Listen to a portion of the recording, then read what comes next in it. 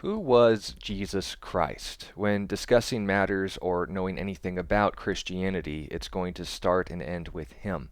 So if you haven't been properly introduced or you want to have a succinct list of simple facts that you can research further on your own, you've come to the right place. In order to know who was Jesus Christ, as any other individual in history, we first need to clarify how we know whether or not he existed. Now, we'll go into the more nuanced details about the evidence for the resurrection in previous videos. But on top of knowing, once we've established that he is in fact a real person, what did the people who knew him say about him? Since all of us are not 2,000 plus years old, we weren't there to interact with him. We need to know what the individuals who were have said.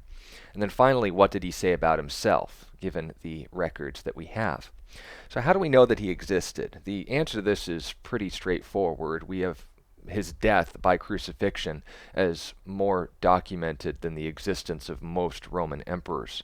We have more evidence to support the death of Jesus by crucifixion in the first century under the authority of the Roman pontiff, Pontius Pilate, I guess governor would be the more accurate term, and the reign of Emperor Tiberius. We have Christians and non-Christians acknowledging this historical event. We have double dissimilarity, multiple attestation, all these other fun things when it comes to testing anything in history.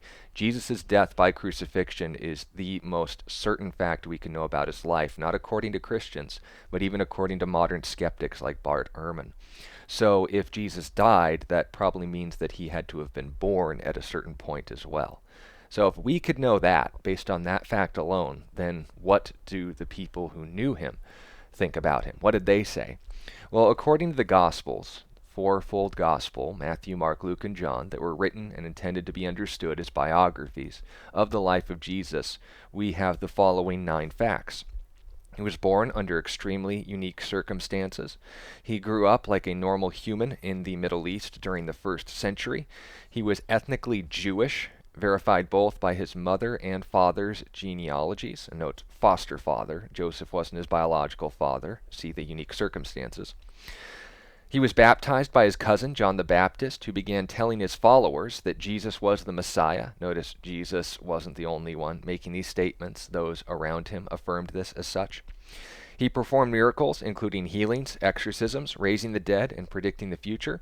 He entered Jerusalem either on 30 or 33 AD, according to the predictions of the prophet Daniel 600 years earlier. He was crucified by the Roman prefect Pontius Pilate and the Emperor Tiberius. Both are established figures in ancient history.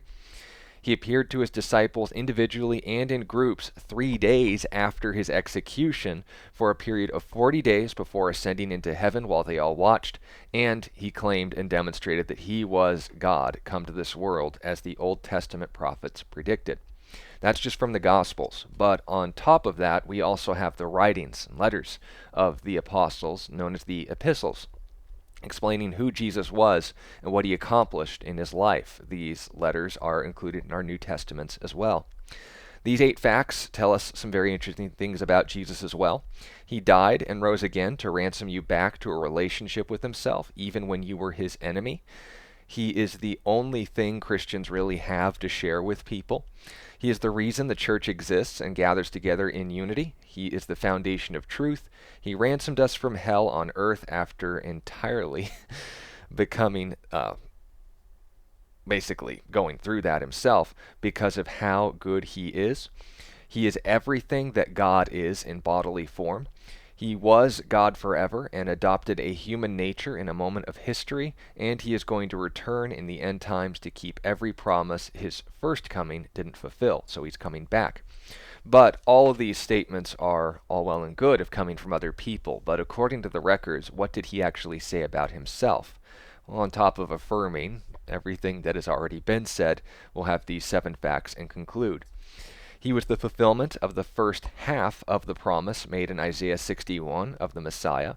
He was the apocalyptic Son of Man talked about in Daniel 7, who, by the way, sits on the throne of God and is worshipped by everything in creation, an honor that only belongs to God. He came to this world as a servant to do the will of God, whom he called his Father. He came to offer his body as a ransom for the sins of the world. He was going to be killed and rise again 3 days later.